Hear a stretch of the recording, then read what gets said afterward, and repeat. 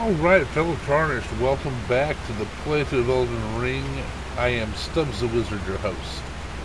And we are playing through as a stealth wizard here. So, he is restricted from using melee. He can only use night sorceries. And if you look at the stats, you can tell he's a pure mage. That's how on New Game Plus, in addition to the 99 intelligence, he has other buffed stats. Gotta put them somewhere. And equipment, you got dual wield staves of loss, which increase the damage of invisibility sorceries by a whopping 69%. And these are used for special situations. Melee is not allowed, but they're used for things that are not melee. And this is the armor set, Black Knife. It looks stealthy, it looks cool, and I think it actually makes you sneaky. Not sure about that though. There's the talisman. It's pretty standard fare for a mage. Okay, so we are going to go fight one of the Baleful shadows. It's basically it's a guy that looks kind of like Goliath, and one of the things I usually do is I run past him and go activate the grace on down at the Lake of Rot, so I don't have to keep dealing with these basilisks.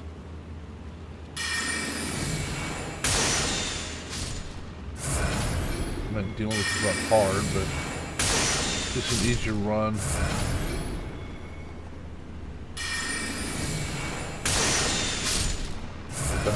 Maybe I'll just fight him this time without running by him. Well, no, I'll show you. It's good technique. It's good strategy.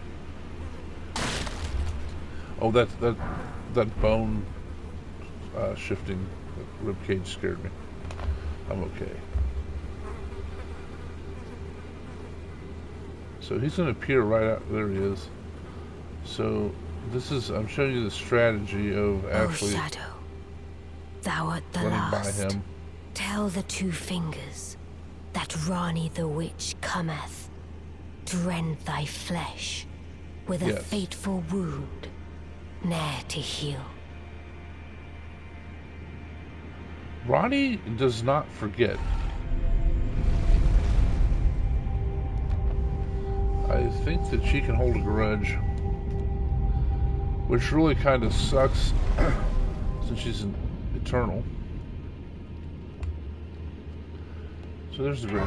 If you remember, we saw this earlier from up in, I think, that area. Don't know for sure. Let's get this lit or activated.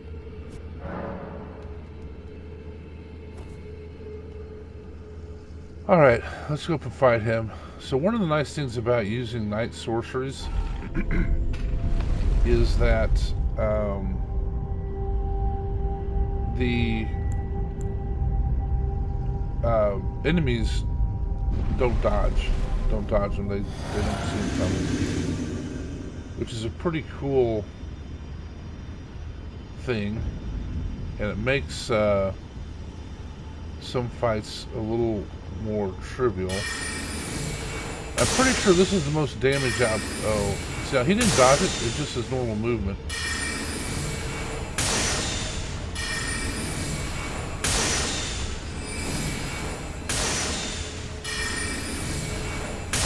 Notice he won't dodge him.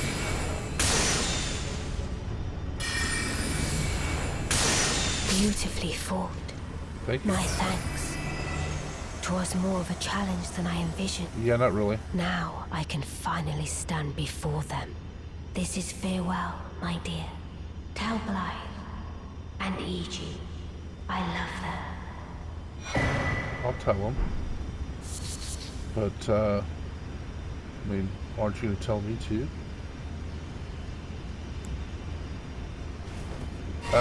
So, one thing I want to do here, because, remember, one playthrough I forgot this. We are going to go ahead and go to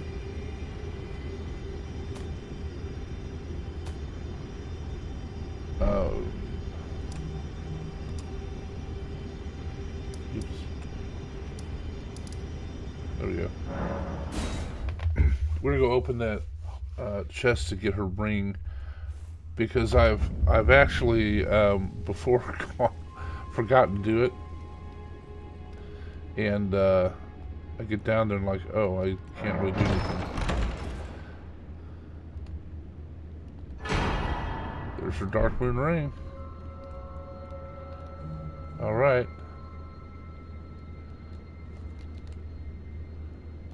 Now we're ready to go down to the Lake of Rot. All right, and we're gonna go back to the Lake of Rot now, and oops,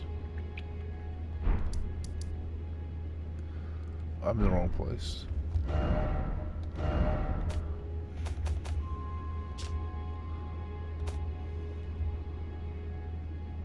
There it is.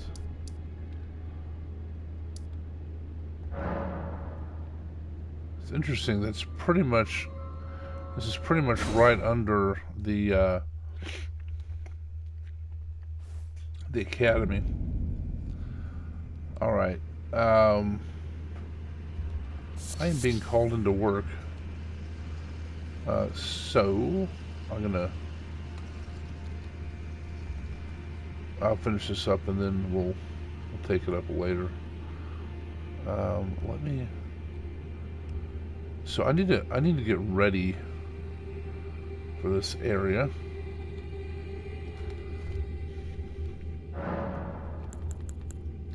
So first of all, let's put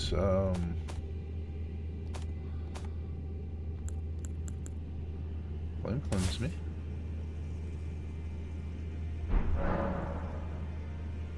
And that's all I need from there.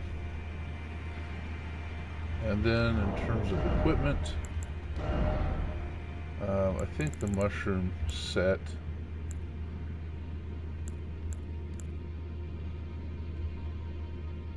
So yeah.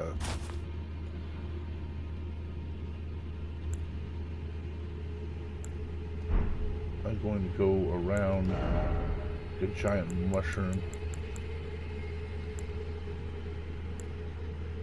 That has 50. Oh, that's 102. So yeah, okay, yeah, mushroom it is.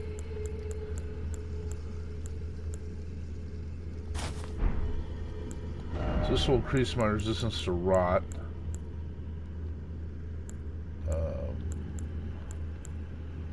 Go.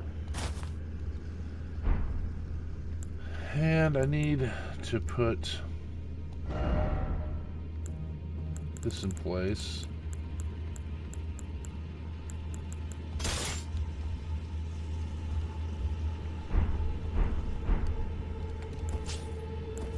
Okay. Now ready to go. So we'll start by going over here.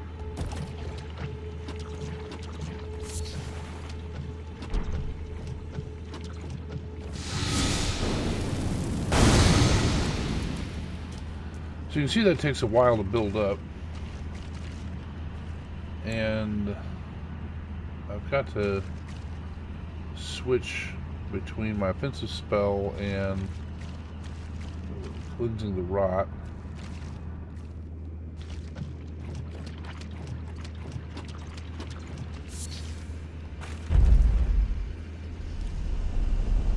And watch out for basilisks that are going to rise.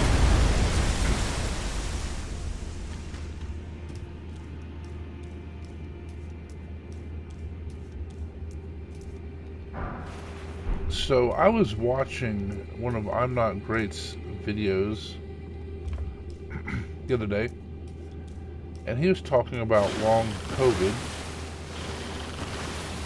and Oh wow, I should definitely get a comet.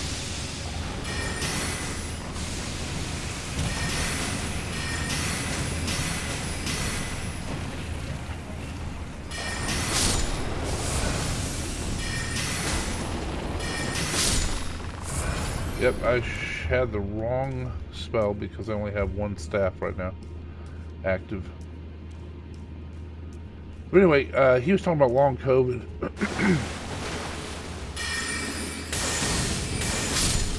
The thing is, we don't really seem to know that much about it. I mean, he knows he has it. He was diagnosed with it, you know. And it does things like mental fog, and it can present in different ways.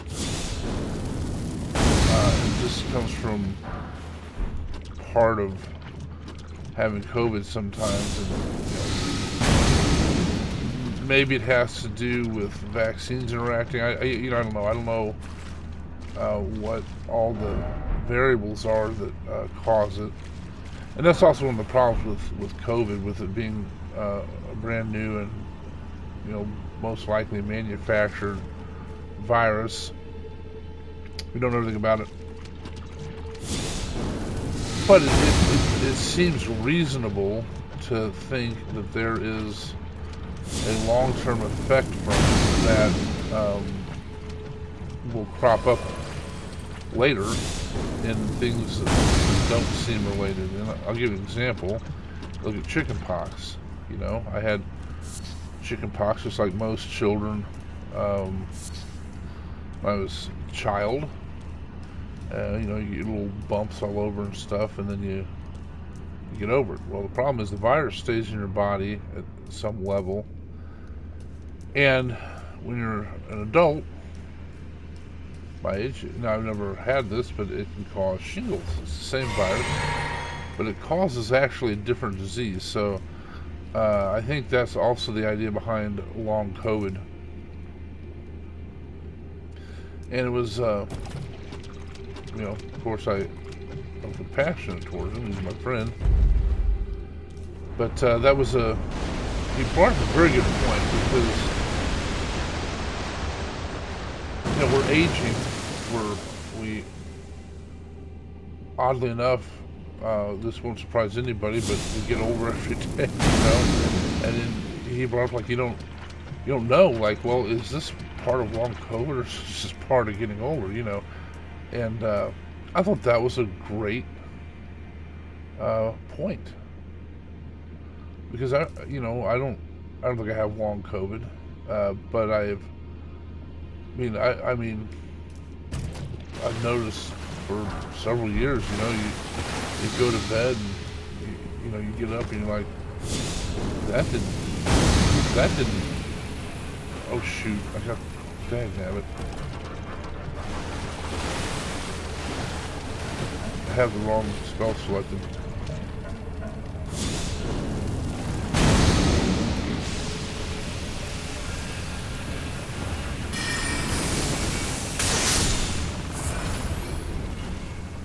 Anybody else coming at me? So that, I guess that's interesting. You go to bed, you wake in the morning like, well, that didn't hurt when I went to bed. Where's rolling my shoulder, like over my neck, and so that's aging. So that's I don't know. I guess that's the thing about humanity. We're marvelously complex. There's a Dragonkin soldier there. We'll get him a little bit later. We're marvelously complex, and we don't. I don't know. We don't know all the variables and everything that goes into things. You get one life to live, and once you have the experience and realize what happened, you're already past it. The old saying is life is the one school that gives you the test first, then the lesson. And there's a short story by F. Scott Fitzgerald called The Curious Case of Benjamin Button. And that's really what he was discussing there was what, we're asking our 20s to make all these decisions that are just life-altering, really big decision. But really in our 20s, we don't have the life experience to actually understand most of the ramifications. I mean, nobody can understand all of them, but understand most of the ramifications of the decision you're making. And so the Curious Case of Benjamin Button, that's got Fitzgerald's, well, what would happen if you had a guy that was born with all the experience and aged backwards? So when he's in his 20s, I'm going to switch to this now because we got to take out this guy. So in your 20s, you have all this life experience. I'm going to take a swig of that too. No point now. Anyway, in your 20s, you have all this life experience to draw on to make valid and well thought out decisions based on experience. That's what that short story's about. I actually don't know how they made it into a 2-hour movie, but anyway, that's Hollywood. And so the point I was making there in terms of long COVID is you get one chance in life. You go through it, like by the time you realize, well, this was long COVID, or this was just getting old, or whatever, that moment's already passed, and it's not as useful as knowledge because you've already been through it. And then you can try to hand it down, especially to your children, to say, hey, here's what I learned, and X, Y, Z, and but humans don't want to listen to stuff like that a lot of times. Teenagers many times forget or don't internalize that their parents were teenagers once, went through all that already, and they actually do have wisdom they can give people. Look at this guy. I cannot. Huh.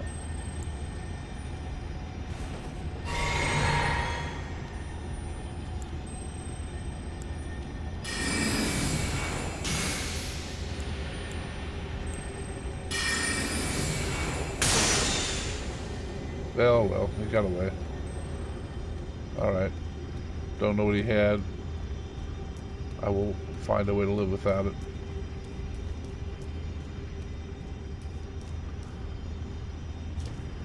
Alright.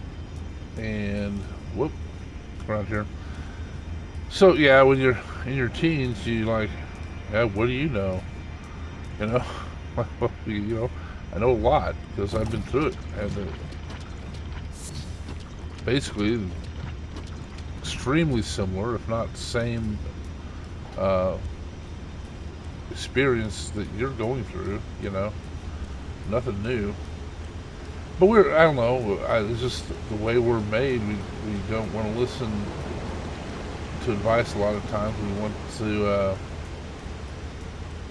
forge our way and assume that basically we want to learn by experience. You can say, hey, the stove's hot, don't touch it. And people think, yeah, well, yeah, I know that, that's fine, and move on. But then when they actually learn the stove's hot and they shouldn't touch it, when they actually internalize it is when they touch the stove and it burns them, right? And they're like, okay, that was not comfortable. We'll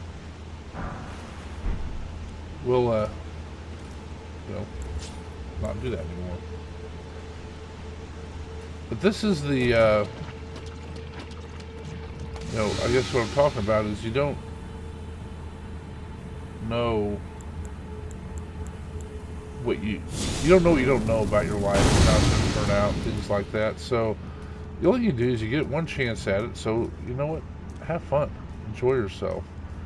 You know, do your duty. Be kind.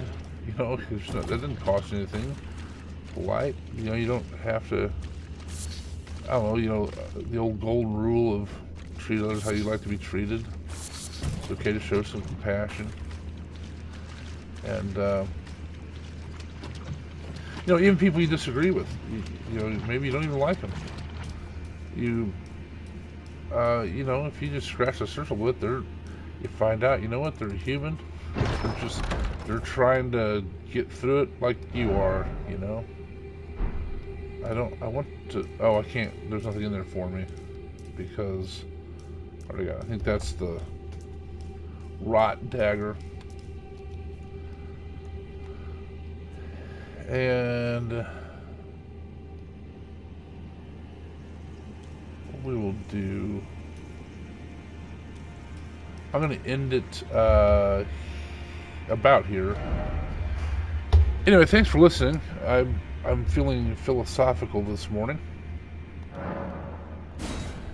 And what I'd like you to do is look in not the comments, the description, and you will see a link to Discord and a few channels for the Free Time Creators Collective. The one, oh, there's nothing over there. I better get that too. The one gentleman I mentioned, I'm not great with the long COVID. He's part of that collective. He's become a pretty good friend, and what it is a group of people that enjoy gaming, and we post gameplay, and talk, and whatever. There's all sorts of different games. There's Final Fantasy, you know, Elden Ring certainly, Dark Souls, Forever Skies, you know, Sons of the Forest, Zelda certainly, and all sorts of different play styles where some people do voiceovers like me, some people don't. Some people are on camera, you know. And just a good group of people that, smaller channels, and we like encouraging each other and watching them grow together. And so give them a look, see what you think. You know, like the video, subscribe if you feel like it. Comments, everybody always appreciates comments. One of the nice things about being smaller channels is we can actually respond to all the comments as of right now. You know, once you get too established in your size, then you can't get to all the comments. It's just too much, but for right now we can. So do that. And as this video, if you'd like, and then subscribe to my channel, that would be great. Really appreciate it. And again, with comments, bring up the comments. I really enjoy engaging with everybody. And I appreciate you watching. And as long as you keep watching them, I'll keep making them. Thanks.